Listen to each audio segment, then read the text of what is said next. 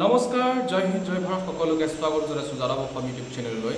আপোনালোকে থাম্বনেইল দেখি গমেই পাইছে আজি কিহৰ ওপৰত কথা পাতিম। অসম বন বিভাগৰ ওপৰতে কথা পাতিম। AFPF আৰু ফৰেষ্ট গাৰ্ডৰ ওপৰত কথা পাতিম। পোষ্ট কিমান আহিব, কেতিয়া আহিব, এডভাৰটাইজমেণ্ট কেতিয়া আহিব আৰু অসম পুলিচৰ ৰিজাল্ট কেতিয়া দিব, সেইখিনিৰ ওপৰতে কথা পাতিম। আমাৰ চেনেলত যদি নতুনকৈ আহিছে তেতিয়াহ'লে আমাৰ চেনেলটো ছাবস্ক্ৰাইব কৰি অল টিপি দিব নতুন নতুন ভিডিঅ'সমূহ আপডেট পাই থাকিবলৈ।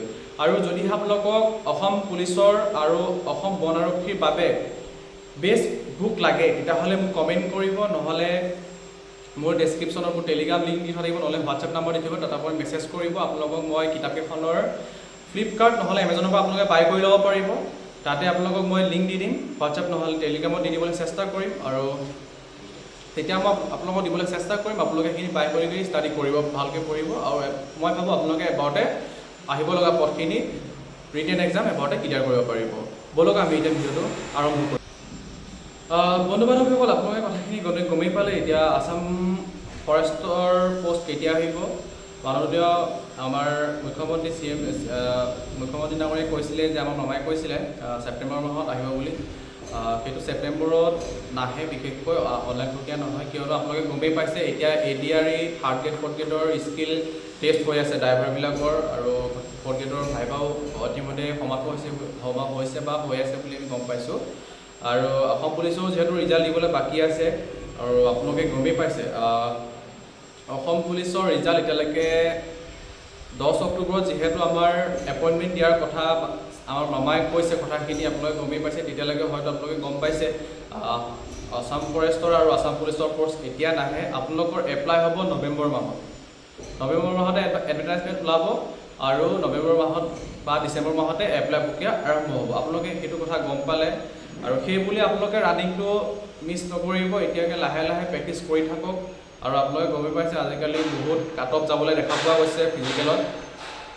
গতিকে আপোনালোকে ভালকৈ পঢ়ক, ভালকৈ প্ৰিপেৰেশ্যন কৰক, ৰানিংটো কৰি থাকক। আপোনালোকে চিন্তা নকৰিব, আছাম পুলিচৰ আৰু ফৰেষ্টৰ পোষ্ট আহিবই।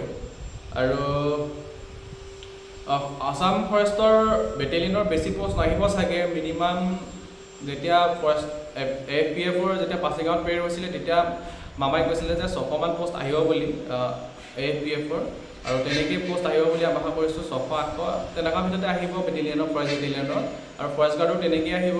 1500মান ওলাব চাগে ফৰেষ্ট গাৰ্ড আৰু ফৰেষ্ট বেটেলিয়ন মিলাই পেলাই। 1500 নহ'লে 1200মান ওলাব বুলি আমি ধাৰণা এটা কৰিছোঁ। তেনেকুৱাই ওলাব লাগে যিহেতু। সেয়ে আপোনালোকে ৰানিংটো প্ৰেক্টিচ কৰি থাকক। আপোনালোকক সেইটোৱে আপডেট আছিলে আজি। কেতিয়ালৈ এপ্লাই হ'ব, কেতিয়াকৈ এডভাৰটাইজমেণ্ট আহিব, ওলাব। এডভাৰটাইজমেণ্ট যেতিয়া আমাৰ অসম পুলিচৰ ৰিজাল্ট দিব আৰু ফ'ৰ্থ গ্ৰেড থাৰ্ড গ্ৰেডৰ যেতিয়া ৰিজাল্ট দিব, এপইণ্টমেণ্ট দিব, তেতিয়াই মামাই আকৌ এবাৰ ক'ব যে এইটো অসম ফৰেষ্ট বিভাগৰ কেতিয়া পোষ্ট ওলাব আৰু কিমান পোষ্ট ওলাব। আপোনালোকে তেতিয়াই গম পাব। 10 অক্টোবৰলৈ আপোনালোকে অপেক্ষা কৰি থাকক। আৰু অসম পুলিচৰ ৰিজাল্ট দিবলৈ বেছি দিন নাই। আগষ্ট নহ'লে বা ছেপ্টেম্বৰ তাৰ ভিতৰতে দিব। আগষ্টৰ মাজভাগত নহ'লে ছেপ্টেম্বৰ প্ৰথমতে দিব। আপোনালোকে চিন্তা নকৰিব, তেতিয়াই দিব ৰিজাল্টটো। আৰু ফৰেষ্ট বেটেলিয়ন আপোনালোকে গমেই পালে কেতিয়া আহিব পোষ্ট। নৱেম্বৰ মাহত এপ্লাই হ'ব, তেনেকুৱা এটা হ'ব। আৰু আপোনালোকে ভালকৈ ৰানিং কৰি থাকক। আজিলৈ ইমানখিনি আপডেট আছিলে। সেয়াই, জয় অসম, ধন্যবাদ। আকৌ লগ পোৱাৰ আশাৰে, জয় হিন্দ।